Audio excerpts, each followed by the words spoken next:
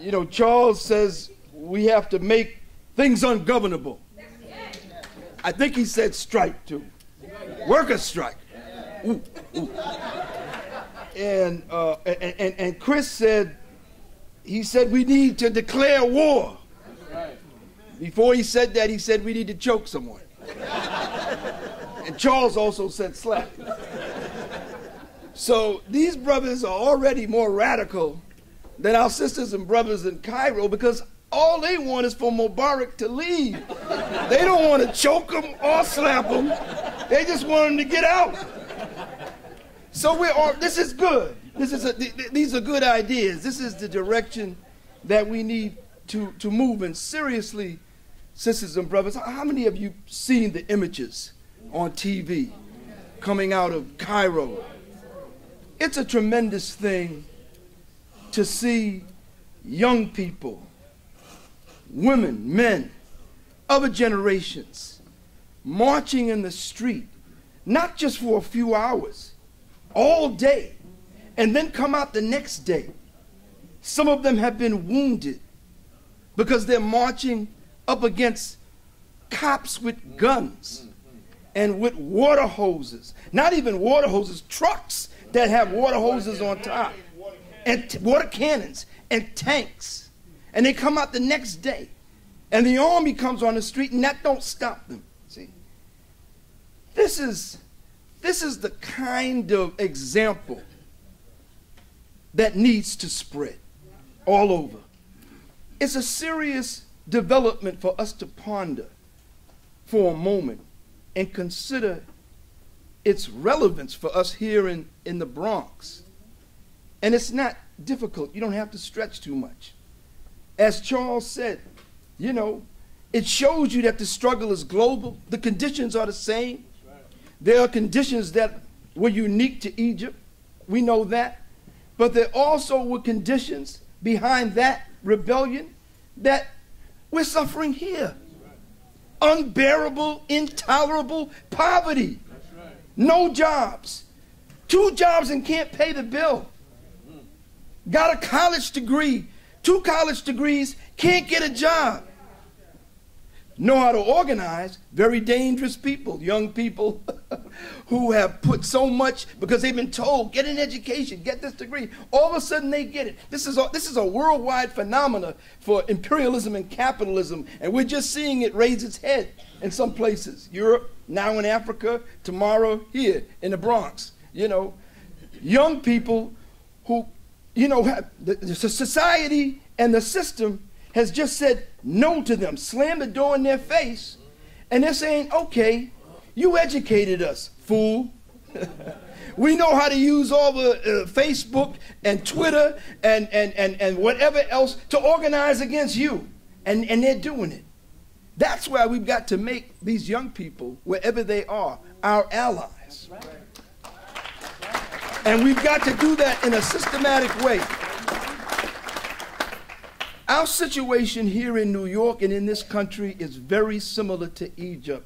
If you just blow away some BS that, you know, is there to convince us that it's not. We're as desperate. And you look at what Como is saying and what Bloomberg is saying and what the president and the Congress is saying, and they speak for Wall Street.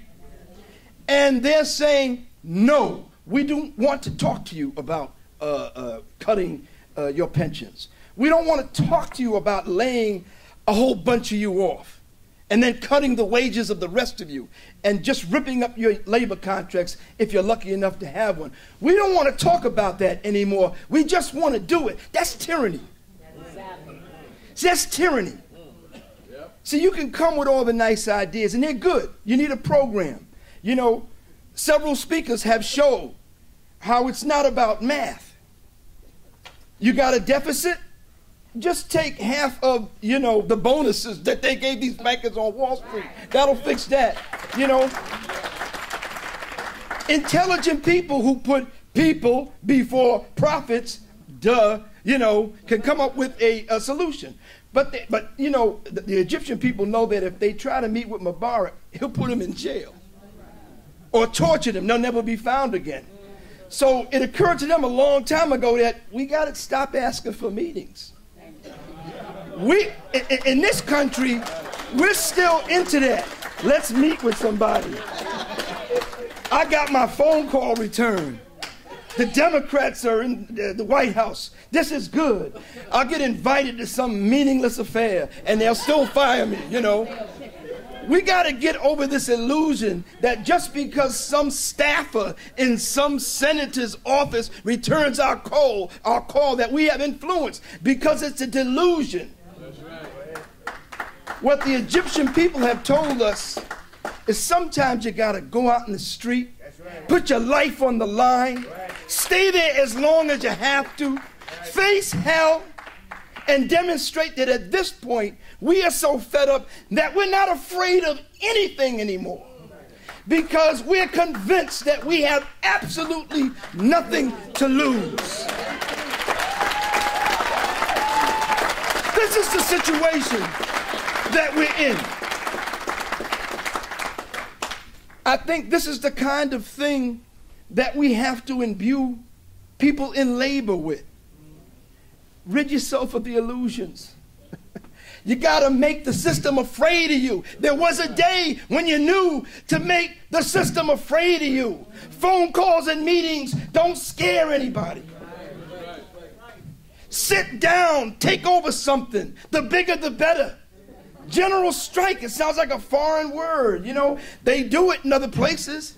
You know, sometimes it fails, sometimes it works, sometimes it's a standoff, but they do it. We don't do it anymore. Closest thing I saw to it is when several million immigrants in 2006 had the biggest general strike that this country's ever had. Shut down whole industries, the West Coast and so forth. We've got to bring this back. I like what Chris said about declaring war. If we need a name, we don't need a name. We got so many names: Freedom Party, my organization, South Bronx. They're all good. But we need to come together around an approach that distinguishes us. And I think declaring war is that approach. And acting like we're declaring war and trying to influence others who don't seem ready to declare that war, that they better catch up. Because this is about survival. I think we ought to be the declaring war group. Let me leave you with these suggestions. We've got the Freedom Party convention in a few weeks, February 12th. That'll be another meeting where we talk about declaring war. Then we got to get behind the Woodlawn brothers and sisters. That's February 21st, which, if I'm not mistaken, is the anniversary of the martyrdom of Malcolm X.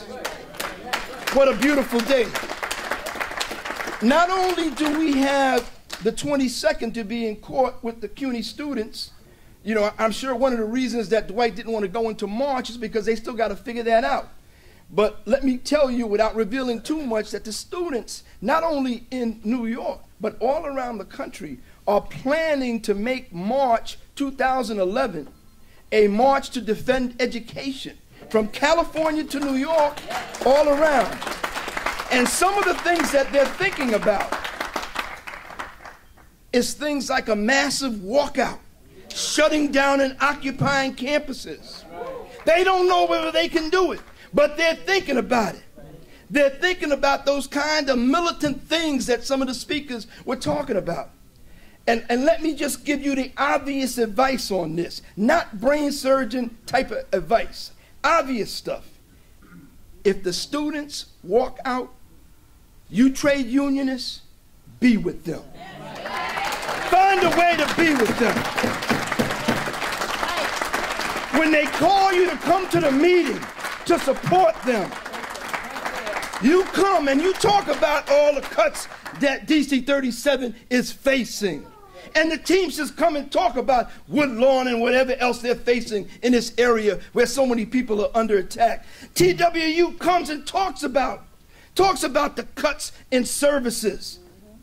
And the fact that everything's being corporatized and privatized, and, you know, Goldman Sachs is making decisions over what services we have. And the same thing for all the other unions. And the community groups come. And over time, no one declares it. It's not it was set up in a meeting. It's an organic thing that rises from the grassroots. You begin to see a real alliance of workers and students and the community. And what distinguishes them? They want to make war on those who want to destroy us. I don't know whether the students will agree to organize a walkout. I hope they do, and I believe they will.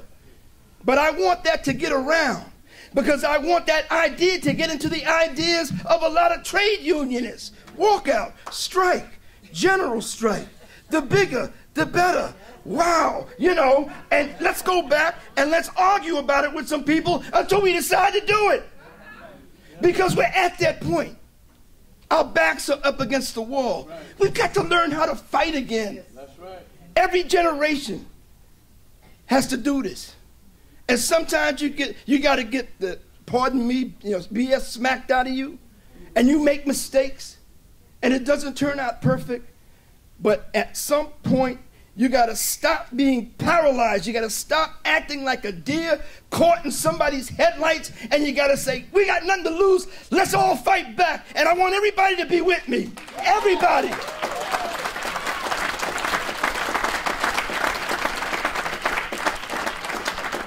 After we help our Woodlawn workers,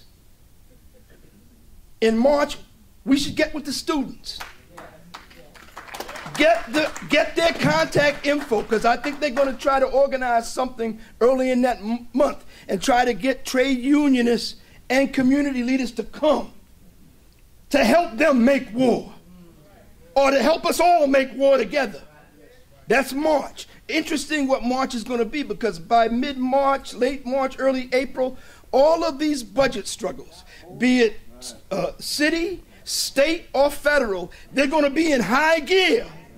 They're going to be in high gear. So it's a good time to be planning, shutdowns and strikes and walkouts and, various strategies of war.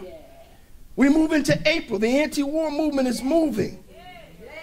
Before we leave March, actually, we have International Working Women's Day. I know there are people organizing around that.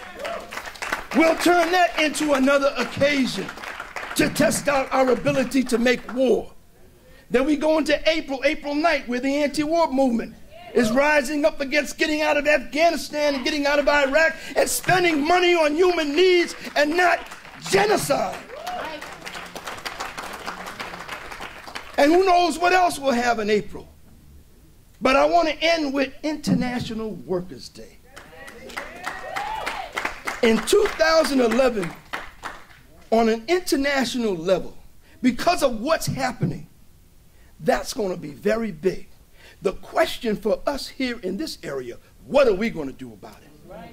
We know that the immigrants who helped bring it back, along with the Million Worker March movement, we know they're organizing for it. So we know they'll be there defending their rights. Those are the folks that somebody wants to divide away from us. They want us to be blaming them, and not J.P. Morgan and Bank of America and Citibank. They want us to be blaming immigrants. Blaming immigrants. But in 2011, all of us have got to come out on May Day. We got to make it look like Cairo or Tunis.